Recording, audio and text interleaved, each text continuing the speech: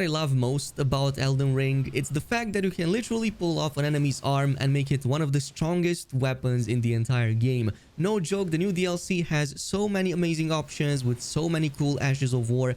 That is why today we'll take a look at 8 amazing missable weapons that you really want to get your hands on in the new DLC. Starting with the first one, or actually a couple of them, because you can find them in the same spot, which is going to be right here at the Prospect Town very early in the DLC.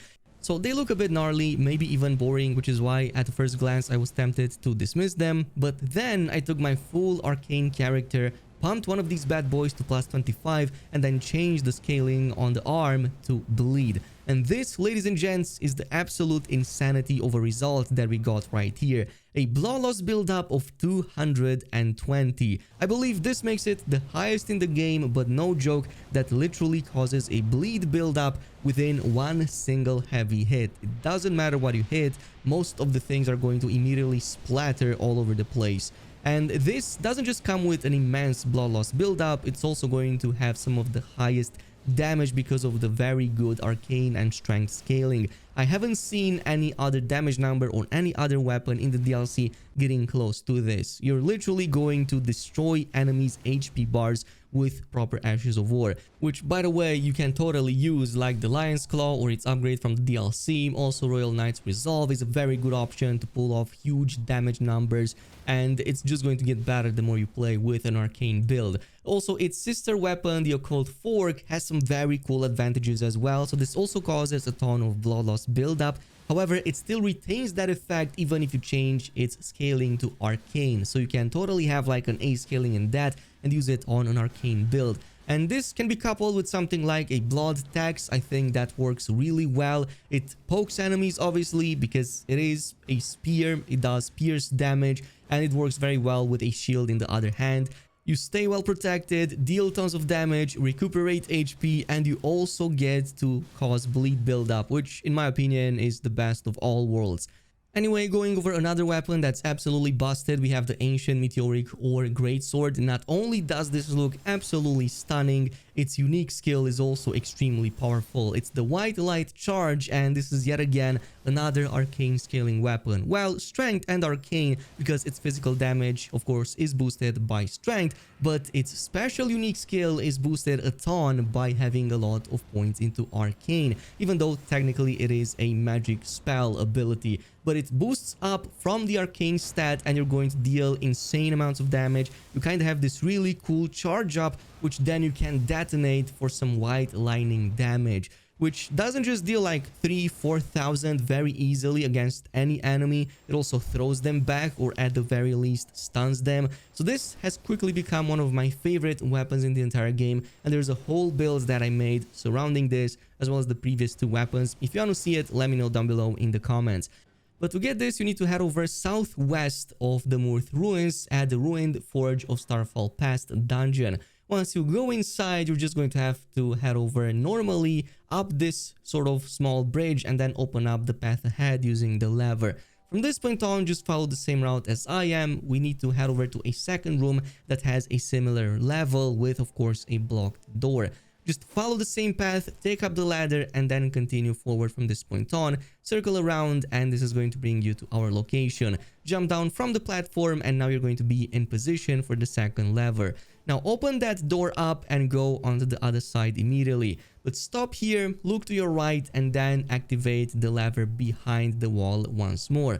Once you've done that, jump on the big gate, and this is going to go back one level, which is going to give you access to the room and the forge holding the item, as well as an ancient dragon smithing stone. Now the next one is the really awesome Dragon Hunter Great Katana. I really love this one because, yes, as the name implies, it is going to deal extra damage against dragon enemies. Specifically, its unique weapon skill is the one that gets a bonus. Its normal physical attacks do not. But it's going to deal tons of damage. It's also good at staggering them, and the jump on the skill is very good at hunting their freaking heads. So I really love this one. It has some really cool moves, and you get it from the Dragon Spit enemy right here south of that pillar path waypoint as you move down south from the road from Castle Anzis. So it's a pretty easy to reach area early on. Once you are inside of this, you're going to notice a big altar almost at the beginning with a gaping pit.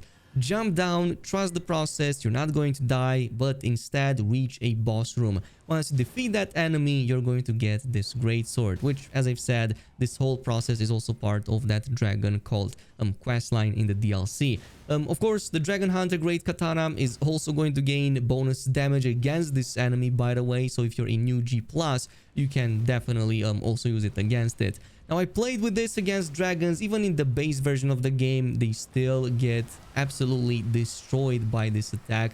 I really love the way it looks. The only problem I have with it is that it doesn't have a follow-up, nor does it imbue the weapon with anything. It also reaches some insane damage numbers since, of course, this has a C scaling to both dex and strength at +9. Not sure at +10 since I'm kind of left without any ancient dragon smithing stones. Yeah, I'm kind of running out of them at this point. But the next options are also a pair of blades. It's the Sword of Darkness and the Sword of Light, which you can only get one per playthrough, but you can interchange them and go with the one you like. I prefer the one of Darkness because it's the much stronger variant, looks much cooler, you also get it much faster, and they both come with a very unique special effect, which unleashes either a very interesting 360 effect of darkness that completely destroys enemies, plus the riposte damage is very good, or you can go with the Disco Light version, the light version, which deals beams of light scattering around, which kinda behaves similarly. So for this, you need to get the Stone Sheathed Sword, which you can only get once per playthrough from 3 distinct altars around the map. So one of them is going to be inside the Fog Rift Catacombs, another one is going to be right here at the Rao Ancient Ruins, west, and then finally there's also another one right here at the ruins of Unte. So whichever one of these you get it from, it's going to spawn that sword right in front of it only once. And from that point on, you will need to use any of the other 2 altars to basically change it into the Sword of Darkness or of Light. You cannot use the same altar you got the weapon from to change it on the spot, unfortunately. So in my case, I got it from the Fog Rift Catacombs, which I'm going to assume most people also got it from. This is pretty much on the 2nd level, towards the end over there with the annoying enemy and of course all the collapsing ceilings. Eventually, as you make your way onto the opposite side and destroy that mage, you're going to notice that there's a small opening inside one of these collapsing walls. And what you want to do is to jump on it and make your way towards a secret path ahead. You can also open up a chest in the area, which gives you a very interesting new incantation. From this point on, jump on the rail and wait for that collapsible ceiling to go down once again and then jump over it. And this is then going to give access to a final 2nd area in the back of the room, basically making a way over these, well, of course, contraptions and eventually jumping to the right side. If you already got the weapon from somewhere else, you can actually use the altar right now to buff it into the Sword of Light. Or the Sword of Darkness, depends from which of the altar you actually got it first, but in my case it always seemed to be that I get it with the darkness effect. Now for the ruins of Unte, we're gonna need to power up that huge giant over there, but for that we're going to need some of those hefty furnace spots in the first place, which we will get the recipe for right here at the Rundown Traveler's Rest, very early on in the game, pretty much by the side of the Great Bridge. So make your way down these cliffs and eventually you can get it from an abandoned shack. And also some of the materials that you need to basically craft it, which should be enough to have one of them ready. From here, we can just travel to the Castle Watering Hole side of Grace and then make our way over there. You're going to need to go to the left side of the ruins and then use some of the nearby stairs and then collapsed walls to just make your way on the balcony facing the giant. From which point you can just throw that pot, it's going to fire it up and this is going to then clear up the entrance. Be careful because the enemy attacks you, but inside on the right you're going to find the altar. So in this case, if you didn't find the weapon here, it's now going to give you the possibility to change it to the Sword of the Night. At least that was the sequence that I followed. So if you got this one, which in my opinion is also the better option, plus you can get it much earlier than the one of Light, you're going to do this darkness surrounding you and eventually hitting enemies in a pretty good AoE range. It's actually hitting enemies much further away than it seems, but it's also going to deal significant amounts of damage, and against most trash mobs it just throws them on their back. And even if it doesn't, I usually like equipping this with a shield in the other hand and using riposte counterattacks, which is going to be enough to immediately stagger enemies. For some reason, the poise damage on the weapon itself, even the base variant before this, is really good, so you definitely want to use it. Now, if you do want the light version of it, which I call the Disco Sword, you can actually do so by following this bridge to the west of the Shadow Keep, and you do so starting at the storehouse 1st floor. So from this point on, you're going to want to follow this, take up that lever downstairs, and eventually this is going to let you go by the dungeons nearby, go through like the cellars, eventually reaching the bridge, and you can then follow this exact path onto that side. There are a couple of sites of grace you can find on the way, with the Raw Ruins West being the last one.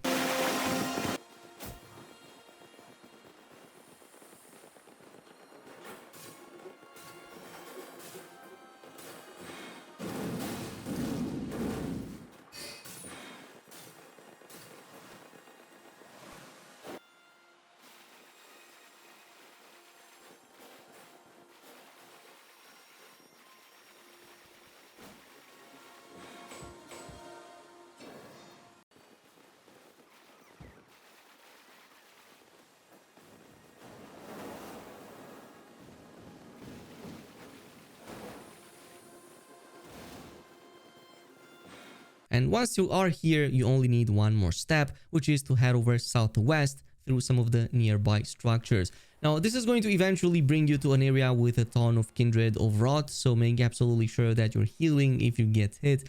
But to be honest, it shouldn't happen more than once or twice. And once you are at the edge of the cliff, pay attention to this pillar to the right side. The broken path ahead is actually going to be invisible. So simply stay in the middle of this track and just follow towards the final altar. And that's pretty much all you have to do. You can now even change your weapon into the, well, Sword of Light. And this, by the way, both works with the Stone Sword as well as with the Darkness version. You can actually interchange between these and change the one that you like the most. Now, in the case of the Sword of Light, this actually causes a bunch of disco beams to kind of branch out a little bit and deal damage in an area. Again, very reminiscent of a disco ball for some reason. Which is why I don't like it as much. Even though the damage starts instantaneously, it's not going to be as high unless all of those beams actually hit the target. Unlike the Darkness version, which just hits once and it hits everything. That's why I like that more. There's one more katana that I do want to talk about. Great katanas are actually quite great in the DLC, and the next one is the Rakshasa. So this is basically from this Eastern Nameless Mausoleum that we talked about previously. It also gives you a very strong armor set that pretty much boosts your damage up on everything, at the cost of also increasing the damage that you receive. But if you're good at dodging or get a bunch of upgrades, it's not going to matter as much. And what I love about this is that it kinda makes you almost indomitable, so you barely flinch if you get hit during its weapon special skill, which kinda acts almost like a mowing scythe. You're going to do these horizontal slashes continuously, almost like a buffed up version of the Rivers of Blood, but a much slower one, and one that can also stagger or interrupt enemies at times. So loving this. It is going to feel a bit slow. I think this is much better suited for PvP, because in trade-offs against enemies that don't flinch at all, you're maybe not going to come out of it intact, if you get my drift. But I love it. It looks really awesome. The Ashes of War cannot be changed, unfortunately. Now, there is one bonus weapon I haven't talked about, and that's because I kind of wish this was a bit better. It's, of course, the Starline Sword, a very popular option nowadays. And I really like this because I always love magical skill effects. This one comes with a line of stars, and it's a very cool, interesting effect where you kind of do these series of slashes with a final jump that kind of makes you disappear momentarily, and then follow up with a very strong overhead slash attack and spin attack, basically. This also scales, by the way, with intelligence as well as dexterity, so depending which component you want to boost, either the magical effect on the spell or the physical damage, you go with either the one or the other. You can also go full in intelligence, for example, get a ton of that if you only want to spam its special weapon skill. But I was kind of finding it lackluster compared to something like the Moon Veil, but if you don't want to cheese the whole game and maybe want a bit of a challenge, this can be right up your alley. And you actually get this from the Demi-Human Queen Mauriga. That's with a G, by the way, a double G, right here at the Hidden Grove, which you're going to find at the Cerulean Coast. So you're going to need to just follow down south this path from the nearby Elec River, which you're going to find southeast of that road coming from Castle Enzis, and you can just follow that path, go through a series of caves up until eventually you do reach the Cerulean Coast. And once you do reach that Cerulean Coast, you're going to want to make it to the right side and then follow up this path between two major buildings very close to the western site of Grace. So going between them, you're going to follow again this route, taking it this time around to the left side up until you eventually hit Charo's hidden grave, and you can just defeat, yeah, the boss and get it right away. Anyway, that's pretty much it with the weapons. Let me know down below which one of these you like, or if there's any other that you found to be very strong outside of the guide. Thanks so much for watching, and I'll see you in the next video.